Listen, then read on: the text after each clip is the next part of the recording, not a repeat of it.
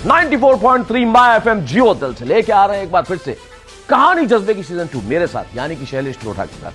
पहले सीजन में हम ऐसे लोगों से मिले जिनकी कहानियां कमाल की थी और दूसरे सीजन में हम और कमाल के लोगों से मिलने जा रहे हैं जिनकी कहानियां इतनी कमाल की है कि आप उनसे प्रभावित होंगे, आप उनसे प्रेरित होंगे और कहेंगे ये कहानियां सुन के हमें भी जज्बा जाग गया है। देखिए कहानी जज्बे की season 2 powered by zebras.com, fastemi.com।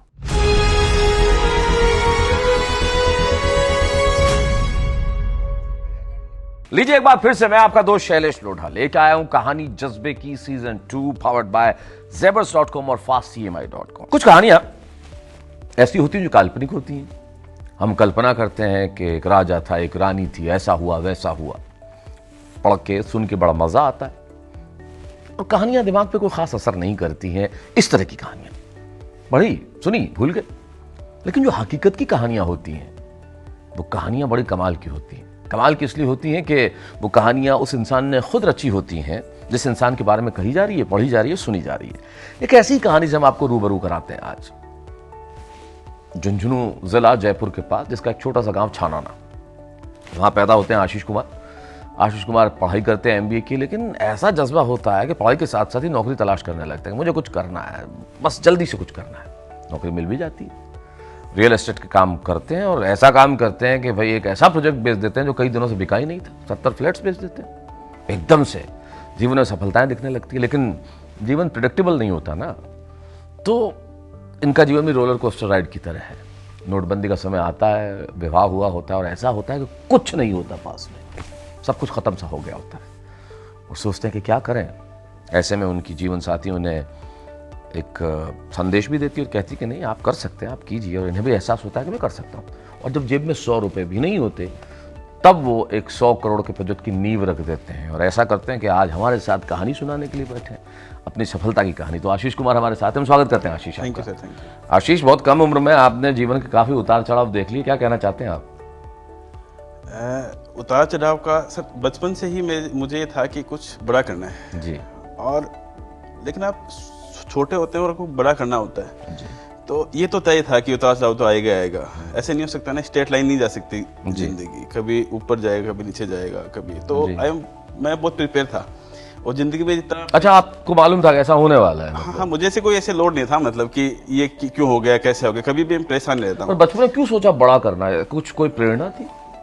नहीं, बचपन से मतलब ये था कि अपने को बड़ा ही करना है। मतलब छोटे गांव में रहते तो हमें मतलब ये सामान्य नहीं रहना, कुछ अलग करके नहीं। गांव में भी जैसे ऐसा नहीं है कि मुझे ऐसे नहीं था बचपन में कि मुझे बहुत बड़ा बिजनेसमैन बनना है, ऐसे कुछ। जैसे मान लो कि मैं सोचा था गांव में यदि मेरी दुकान हो तो दुकान ऐसी होनी चाहिए कि सबसे टॉप पर चलेगी, मतलब जहां भी हो मैं टॉप पे हूं। हाँ, टॉप पे बिल्कुल। वहाँ अपन जैसे आज मान लो कि गाँव में जो दुकान होती किराना स्टोर की, तो जैसे मैं देखता था कि यार इस दुकान में अपन चलाते इस दुकान को तो कैसे रखते सामान, साबुन यहाँ रखते, तेल यहाँ रखते, यहाँ रखते, यहाँ रखते। आदमी को देखते ही पता है कि यार क्या जोरदार है, मतलब तो दिखते ही आदमी लगता है कि यार ये आदमी जोरदार है तो उसका सामान भी अच्छा ही होगा। तो मतलब मैं ऐसे मेरी जिंदगी में एक साथ बार नहीं सोचता हूँ। मैं सोचता हूँ कि यार आशीष ये काम करना है और फास्ट करना है, तो उसका टारगेट छोटा बनाता हूँ जी। जैसे मान लो मुझे लगता है कि यार ये प्रोजेक्ट करना है अपने को, इस बार इस रेंज का करना है, तो उसका टाइम ऐसे नहीं कि 5 साल 7 साल नहीं, 2 महीने में, 3 महीने में, 4 महीने में कैसे फास्ट आएगा ये। जो ये कंप्लीट हुआ फिर सेकंड स्टेप के लिए, फिर थर्ड, फिर फोर्थ, फिर फोर्थ। एक साथ बड़ा सोचने से क्या होता है कि फिर इतना गैप होता ना, लगता है आदमी को नहीं कर पाऊंगा यार। एग्जैक्टली, तो आप उसे टुकड़ों में बांट देते हैं। हाँ, शुरुआत से जी। मतलब ये ठीक ऐसा ही है, कोई 100 किलोमीटर का हाईवे बनाना है तो आप 10-10 किलोमीटर बनाइए, एक साथ 100 शुरू मत हाँ, कर दीजिए। अपने को ये करना है कि 100 देखो जिंदगी कहाँ पहुंचेगी तो लाख डिसीजन है। आज मैं सोच लो कि मुझे 5,500 करोड़ को जो भी एक नंबर कमाना है, तो आज मेरे पास 1 रुपया नहीं है, तो वहां तक पहुंचने की तो हो ही नहीं पाएगा मुझसे। तो मैं सोचूं कि आशीष यार अपने पास आज 100 रुपए, कैसे भी इसको 10 लाख तक लेके जाना है गाड़ी को, और 2-3 लेके जाना है। तो मुझे इतना सोचना है ना, यदि मैं सोचूंगा मेरे को 500 करोड़ कमाना, तुझे कितना सोचना पड़ेगा, फिर काम कब करूंगा। तो मेरा सिस्टम क्या है कि मैं स्लो मतलब काम फास्ट करता हूँ, टारगेट छोटा बनाता हूँ, बस कि बस 2 महीने का, 3 महीने का, 4 महीने का, हाईएस्ट 1 साल की प्लानिंग है। इससे बड़ा प्लानिंग है ही नहीं आगे। 1 साल, फिर उसके बाद 1 साल। हाँ, जो ही मुझे लगेगा कि यार आशीष ये टारगेट क्या पहुंच गए अपन, तुरंत ही दिमाग बोलेगा कि सेकंड पे चोट, थर्ड, फोर्थ फास्ट स्पीड, मतलब फास्ट करना है, लेकिन एक साथ कोई लंबा टारगेट नहीं बनाना है। नोटबंदी में ऐसा क्या हुआ था कि सब कुछ एकदम से चला गया? हुआ क्या सर कि हम मतलब 2012 में मैं MBA किया, पूर्णिमा कॉलेज से MBA किया, नौकरी लगी 12,000 रुपये में। तो मैं नौकरी करता रहा 7, 8, 9, 10 महीने, लेकिन जैसे चूंकि जयपुर से आया था, अंग्रेजी में थोड़ा कमजोर था मैं, तो मुझे लगता था कि कौन यार सी नौकरी कर रहे थे आप? मैं ये एक सेल्स में नौकरी करता था, 12,000 में सैलरी मिलती थी मेरे को रियल एस्टेट में? रियल एस्टेट में। जी। अंग्रेजी में चूंकि कमजोर था, तो मुझे हमेशा ऐसे लगता था कि यार लोग जो मेरे आसपास दोस्त कहते थे कि यार आशीष कुछ कर नहीं पाएगा। उससे पहले मैं आपको जानता, तो जब हम लोग एमबीए में एडमिशन लिए थे ना, तो सबसे पहले क्या होता है कि कोई भी काम करने से पहले खुद को विश्वास होना बहुत जरूरी है कि मैं कर सकता हूँ कोई भी काम, और उसको सर्टिफाइड आप खुद कर देते हो ना अपने आप को, तो आपको ऐसा लगता है कि हाँ ये डन हो गया मामला। एमबीए में हम जब आए सर, गांव से आया था मैं शायद हिंदी मीडियम का बच्चा था और स्टूडेंट में एवरेज रहा, मतलब पढ़ाई में कोई खास इंटरेस्ट था ही नहीं कभी जी। आई वॉज इंटेलिजेंट, मैं था बुद्धिमान, मतलब ऐसा नहीं है अब मुझे नहीं आप हैं, था नहीं मतलब हैं। हाँ, नहीं मैं बचपन की बता रहा हूँ। तो उससे बुद्धिमान की बात ये है कि आप मुझे कोई भी बात, एक चैप्टर दे दो आप 10 मिनट पूछेंगे मुझे याद रहेगा, लेकिन मैं पढ़ता ही नहीं था। मेरा बाकी चीज़ बहुत ध्यान रखता है कि क्या कैसे क्या फलाना डेम का मुकड़ा, बिजनेस एक्यूमेन ऑन था मतलब। बाकी पूरे नेतागिरी में पूरा रहता था मैं। अच्छा। कैसे कौन कहाँ क्या चल रहा है, कैसे क्या हुआ, कैसे कैसे setting में। तो मैं कॉलेज में आया साहब, तो मैं फर्स्ट डे की बात है, फर्स्ट डे हमारे एक ऑडिटोरियम था, मैं पहली बार देखा ऑडिटोरियम, देखा मैंने कहा यार, और फिर वो हमारा टीचर है अंग्रेजी में सब बताया, मुझे कुछ समझ नहीं आया। मेरे पास मेरे बैठा था क्लास में, जो होने वाला क्लासमेट था, इंट्रोडक्शन प्रोग्राम की बात हो रही है जी, एमबीए का जो। हाँ एमबीए का। मैंने कहा यार ये कैसे होगा यार, ओरिएंटेशन जब होता है। ओरिएंटेशन, हाँ। तो मैं मेरे पास वाले बोला, मैंने कहा ये तो बहुत मुश्किल है यार, ये क्या कहना क्या चाहते हो भाई? तो मुझे हाथ लगा, बोला कि भाई यार तू तो खुद तो पढ़ेगा नहीं और हमको नहीं पढ़ने देगा। तो मुझे भी लगा आशीष कुमार ये अंग्रेजी तो अपने को नुकसान देगी, मतलब हाँ। एक दिन अंग्रेजी नुकसान देगी। हाँ, वाकई एक बार अच्छा। मैं सोचा कि हाँ। आशीष यार ये अपने बस की बात नहीं है। हाँ। फिर मैंने सोचा, मैं पूरे से माहौल में ऐसे देखा घूम के कि मैंने कहा यार आशीष शकल सूरत से और वैसे तो अपने से तेज आदमी लग तो कोई नहीं रहा है। एक बार इसको 2-3 दिन का आगे चलते हैं कहानी को। सेकंड थर्ड फोर्थ डे ही मैं गया, और कॉलेज में एक वो इंटर कॉलेज कॉम्पिटिशन होता था जी। उसमें एक था बी प्लान होता है, बिजनेस प्लान, एमबीए में बहुत होते थे। तो मैं, हमारे वो टीचर आए, बोले कि साहब ये बी प्लान में कौन लेगा एडमिशन? तो मैं जानता नहीं था कि बी प्लान क्या होता है, दुकान क्या है। तो बोले वैसा भी बिजनेस आइडिया देना पड़ता है ऐसे वैसे। तो मैंने कहा मैं तो बहुत सारे आइडिया है मेरे पास, तो मल्टीपल आइडिया है। बोले ऐसे थोड़ी होता है कोई। अरे मैंने कहा तुम बोलो किसका आइडिया देना, उसका दे देंगे, एक विंडो दे देंगे। बोल तैयारी का क्या नाम है, तैयारी क्या जरूरत है, आप बोलो क्या खोलना है अभी खोल देंगे, एक ही विंडो जोड़ देंगे सब बोला। पूरे एमबीए में 2 साल में मैंने 20-25 प्लान दिए होंगे, मतलब अलग अलग कॉलेज जाके ना। और हर जगह मैं फर्स्ट सेकंड आता, थर्ड आता, फर्स्ट सेकंड या थर्ड आता, तो टॉप में रहते थे। टॉप में। हाँ, उसमें कम्युनिकेशन का बहुत नंबर होता था। मतलब कॉलेज में क्या होता है कि इस बात से कोई ज्यादा फर्क नहीं पड़ता है कि आपका प्लान कितना इफेक्टिव है। अब बिजनेस आप अंग्रेजी में करें, हिंदी में करें, लेकिन बिजनेस तो है बिजनेस। हाँ, लेकिन कॉलेज में तो भाषा का, हाँ, भाषा का, उसका कैसे आप प्रेजेंट करते हैं, कैसी इतनी सुंदर पीपीटी है आपकी। जी। लेकिन मुझे से लगा कि यार आशीष अपने मसाले में इतना दम है कि वो अपना पॉइंट 0 नंबर आ रहा है वहां। 10 में से अंग्रेजी में कितने नंबर आया भाई साहब के? 0। प्रेजेंटेशन में 3 नंबर 10 में से। और आइडिया में कितना नंबर है? आइडिया में से 10 में से 13, 14, 15। तो हम, मतलब वहां मुझे लगा कि हाँ आशीष यार दम है। वहीं से हमने सेट कर दिया कि कहानी तो अपन सेट कर देंगे, कोई चिंता की बात नहीं है। फिर हम नौकरी पे आ गए। नौकरी पे आए तो फिर मैं 8-10 2012 में 12,000 रुपए की नौकरी। 12 में नौकरी। मैंने बहुत से इंटरव्यू दिए जयपुर में कि 5,000, 7,000, 10,000 आईएएस उन्होंने दी मेरे को। तो मैंने कहा कि बोले कब से आओगे? मैंने कहा आज से आ जाऊंगा। मेरे पास काम क्या, घर पे क्या काम था? तो मैंने कहा आज से आ जाऊंगा। तो उसने बोले कि कल से आ जाना। अब मैं ऑफिस गया तो भी थोड़ा मुझे लगा कि यार 22-23 साल के था, और बाकी सब रियल एस्टेट में क्या है कि थोड़े एज लोग थे जी, एक्सपीरियंस लोग तो ट्रेंड चेंज हो गए फिर 10 साल में। तो सब बोले यार ये बच्चा कैसे भेज देगा यार? मैंने कहा बस भेज दूंगा, तुम टेंशन मत, ये टेंशन मेरी है, तुम्हारी नहीं। प्लॉट्स बेचने थे, फ्लैट्स बेचने? फ्लैट। और मैं जयपुर में? हाँ, इंपॉर्टेंट बात ये है कि मैं उससे पहले कभी फ्लैट की बिल्डिंग में घुसा नहीं था। मुझे नहीं पता नहीं था कि यार फ्लैट होते कैसे।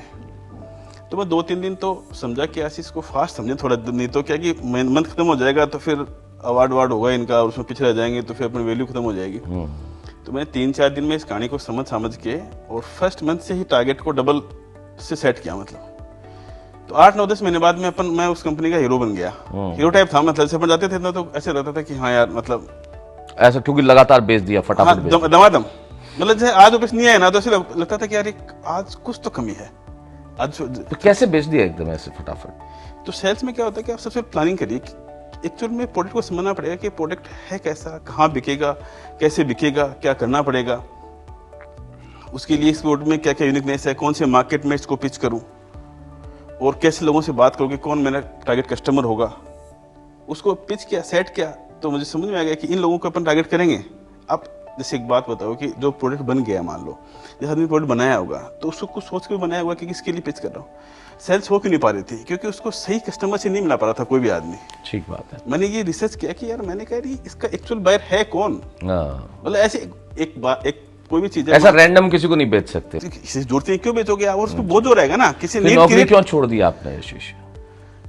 यूं ही एक दिन मैं छोटी सी बात हुई हमारे बॉस से कि कोई बिल था मेरा 10,000 रुपए का। उन्होंने बोला कि ऐसे बिल तुम्हारा सही नहीं है, चाय 20 रुपए की थोड़ी आती है, हम कई बार टूर पे गए थे। अच्छा, तो तुमने कहा कि चाय 20 रुपए की नहीं आती है। मैंने कहा बॉस मैं झूठ सच करता ही नहीं, वो बात नहीं। तो उन्होंने बोला कि चल मैं पास कर देता हूँ, लेकिन 2-3 दिन में मेरे बिल पास नहीं किया। तो मुझे लगा कि यार इतना अच्छा काम करके भी यदि मतलब उनको विश्वास नहीं है, 10-12 हजार रुपए की वैल्यू नहीं है तो फिर क्या फायदा है मतलब। तो उसी दिन मैंने उनको पत्र दिया कि मैंने कहा कल से दुकान खुद की खोली जाएगी। हम उस कहानी में सेट हो गए। फिर नोटबंदी में एकदम से सब कुछ चला गया। उसके बाद तो 12, 13, 14, 15, 3-4 साल काम किया हमने। 4-5 साल अच्छा काम हुआ। मार्केट थोड़ा टफ था, रियल एस्टेट का मार्केट 12-13 से 16 तक कमी था, लेकिन चूंकि बहुत मेहनती थे तो हमें कोई ऐसे तकलीफ आती नहीं थी। 2016 में से ठीक नोटिस ठीक पहले जून में मार्केट बिल्कुल साइलेंट था। तो मैंने सोचा कि ऐसे यार ये स्लो चल रहा है, इसको थोड़ा गति तेज दी जाए। तो हमने क्या किया साहब, एक नया कॉन्सेप्ट लाए हम, छोटे अपार्टमेंट और छोटी रेंज में 25 लाख में 2 बेडरूम। उसमें पहली बार जयपुर में हमने लॉन्च किया फ्लैट्स का। वो हमारा खुद का प्रोडक्ट था, क्योंकि हालांकि 2016 में 25 लाख काफी होते थे, लेकिन कम थे फिर भी घर के फ्लैट्स के हिसाब से कम थे जी। उसमें क्या हुआ कि सर हमने ही सोचा कि ऐसे यार बड़ा करना है तो यार ये अपन जो कर रहे हैं ना इससे नहीं हो पाएगा। तो हमने क्या सोचा कि अंडरराइटिंग वाला जो काम है कि किसी बिल्डर के पास जाते हैं, उसका पूरा माल लेते हैं, उसे अच्छा माल लेते हैं, उसका माल फटाफट भेज देते हैं, क्योंकि अपने पास वही एक कला है बेचने की। तो सब हम बिल्डरों से टाइप किया, अब 2-3 बिल्डरों से टाइप हो गया। किस्मत इतनी अच्छी रही हमारी कि हमने 3-4 महीने में 800-900 फ्लैट भेज दिए सर। अच्छा, 20 मुझे याद है 19 जून को हमने एक प्रोडक्ट लॉन्च किया प्रथम के नाम से, और 8 नवंबर को नोटबंदी हो गई थी और 900 यूनिट भेजी, 900 अलग अलग प्रोडक्ट्स की। खर्चा वर्चा पूरा हो गया, यूनिट बिक गई पूरी। और आदरणीय मोदी जी ने रात को 8 बजे बोला कि कल से नोट बंद हो जाएंगी। नोट बंद हो जाएंगी तो सबको ये लगा कि अब रोटी खाएंगे तब तो फ्लैट लेंगे। अथवाती सेंटीमेंट चेंज होता है। जी जी जी। गाड़ी और घर, एक बार आदमी डिसीजन चेंज कर लेगा, एक बार सोच लेना उसने क्या फिर देखते हैं, तो फिर आंकड़ा नहीं लेगा वो।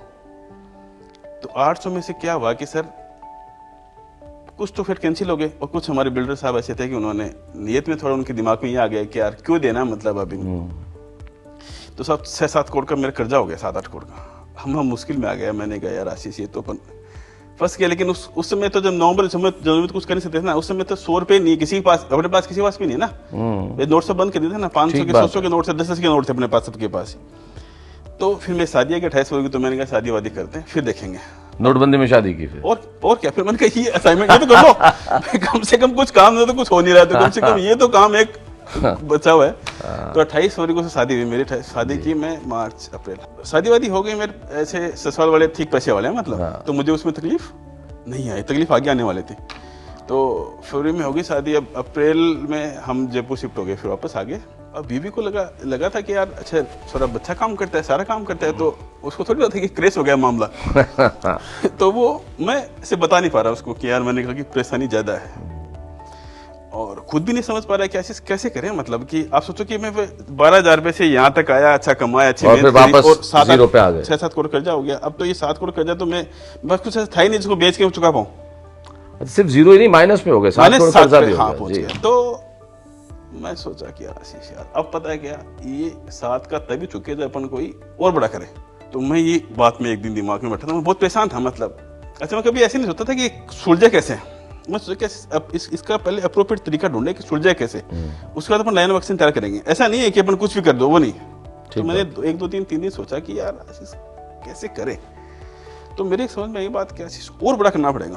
फिर मैं थोड़ा हंसा अपने आप पर कि मैंने कहा कैसे बेवकूफ बात कर, अपने पास पहले से ही इतना परेशानी में चल रहे हैं अपन, और ये आगे बढ़ देंगे तो कहानी गड़बड़ हो जाएगी। 2-3 दिन हुए तो मैं समझ में आ गया कि आशीष देखिए एक तरीका है कि यदि इसको 7 को उतारना है ना, तो 70, 80 का 100 का कुछ काम करेंगे तो ये 7 को उतर सकता है। सोचा कि आशीष अब प्रोजेक्ट करेंगे। मैंने फोन निकाला, मैंने एक दोस्त को फोन किया, मैंने कहा एक जमीन दियो बढ़िया, फ्लैट बनाएंगे। अब मैं अचानक से सब मैं जितना भी आसपास सबको ये साला क्या कर, मतलब ऐसे कैसे हो सकता है। उस समय तक क्या कि नोटबंदी के बाद लोग समझ नहीं पाते करना क्या है। सब लोग ये सोचे थे कि अब तो चलेगा नहीं चलेगा, उतार आएगा, चढ़ाव आएगा। मैंने उस सबको भूल के मैंने कहा आशीष अपने को यदि इस दुकान से निकलना है ना कहानी से, तो अपने को ये काम करना ही पड़ेगा। मैंने दोस्त को फ़ोन किया, ज़मीन देखी और ज़मीन फाइनल की। अब फिर समझ आई कि पैसे कहाँ से आएंगे। तो मैंने सोचा यदि आशीष अपन किसी को फ़ोन करके बोले कि मुझे पैसे उधार दे दो, तो कोई नहीं देगा। प्रोजेक्ट कोई अपन ऐसा कर दे, आइडेंटिफाई और प्रोजेक्ट रिपोर्ट बना ले, तो अपन किसी को पेश करेंगे, किसी इन्वेस्टर को, तो उस यदि अपने में दम होगा तो सेट हो सकता है मामला। तो दोस्त को फ़ोन किया, दोस्त ने बोला कि ठीक है दिखाता हूँ। उसने सर पहली ही ज़मीन मुझे दिखाई और मुझे लगा कि जयपुर में। और मैं बिल्कुल ऐसे दिल खुश हो गया मेरा, कि एक होता ना कि आदमी को लगा कि अब चेप देंगे, कोई दिक्कत नहीं, मतलब कि कम से कम ये तो लगा कि अब ये करना है। ये तो इतने तो मैं समझ नहीं पाती करना क्या है।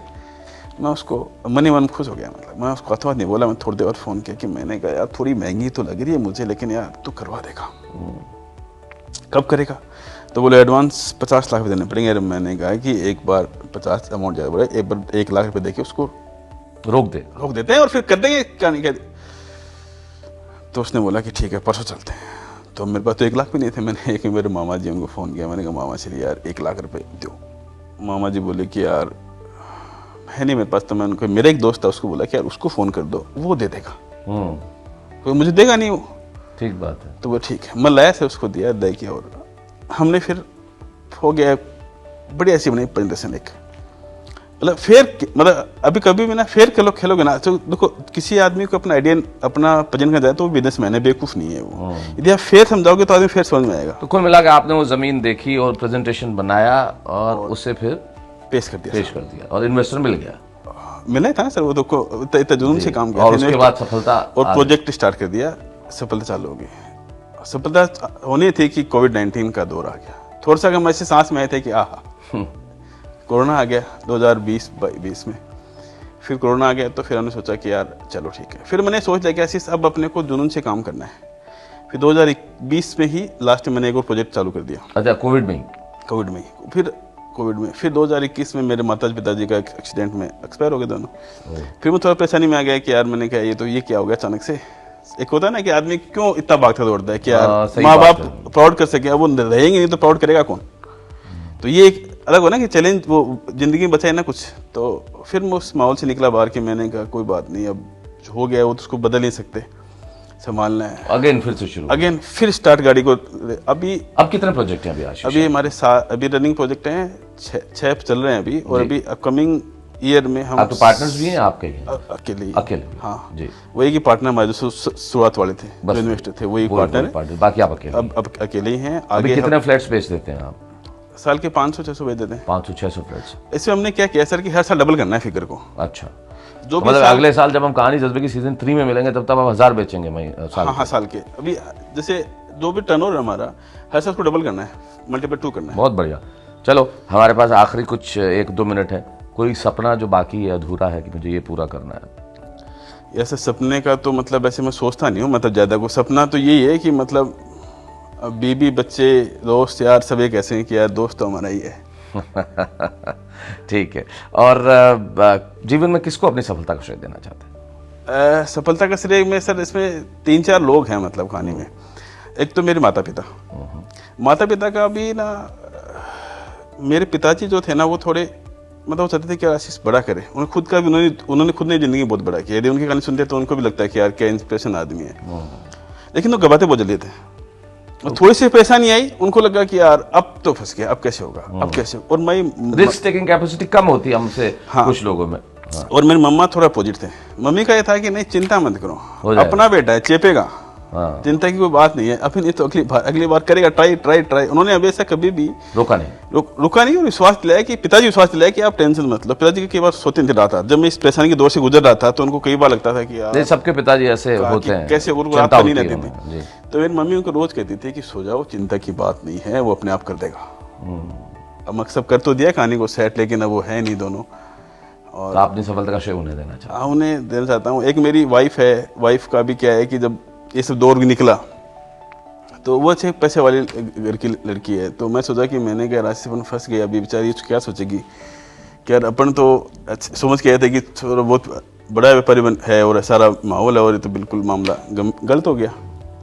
उसने मुझे बहुत सपोर्ट किया, मतलब उसने कभी मुझे डिमांड नहीं करी आज तक। Very good. जब आपको उसे मेंटली पूरा सपोर्ट किया, और कभी भी उसको ये था कि हम स्थिति से, जैसे हम किराए के घर क्या पे- नाम है उनका? शिखा सिंह नाम है, शिखा सिंह। शिखा जी, तो हम आप जब- उनको अपनी सफलता का श्रेय बिल्कुल दें। हम जो किराए के घर में गए तो और नीचे किराए घर में गए, और नीचे किराए घर में गए, और अच्छा, आप छोटे छोटे घर लेते रहे, उसके बाद किराया कम करते और रहे? कम और कम और कम। तो कभी भी उसको ये नहीं था उसका कि यार ऐसे ऐसे क्या उससे चलेगा। कभी शिकायत नहीं की? हाँ नहीं चलेगा, कोई बात नहीं, तुम करो, very good. I will be in back. एक मेरे दोस्त है राजू जी, मेरे पार्टनर भी है, उन्होंने मेरे से मुझे सपोर्ट किया कि आशीष जी सर आप ना बाकी आप संभालो, हम बैक एंड पे हम हैं, हम बाकी सब देखें, कोई दिक्कत वाली बात नहीं।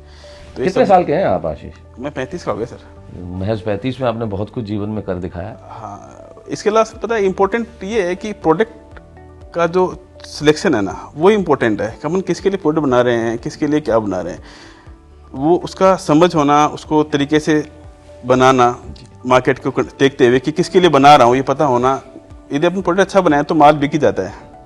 आखिरी एक सवाल, जिसका एक शब्द में अगर आप उत्तर दें, एक लाइन भी नहीं, एक शब्द में, आशीष में ऐसा क्या है जो दुनिया में नहीं है? जुनून। जुनून।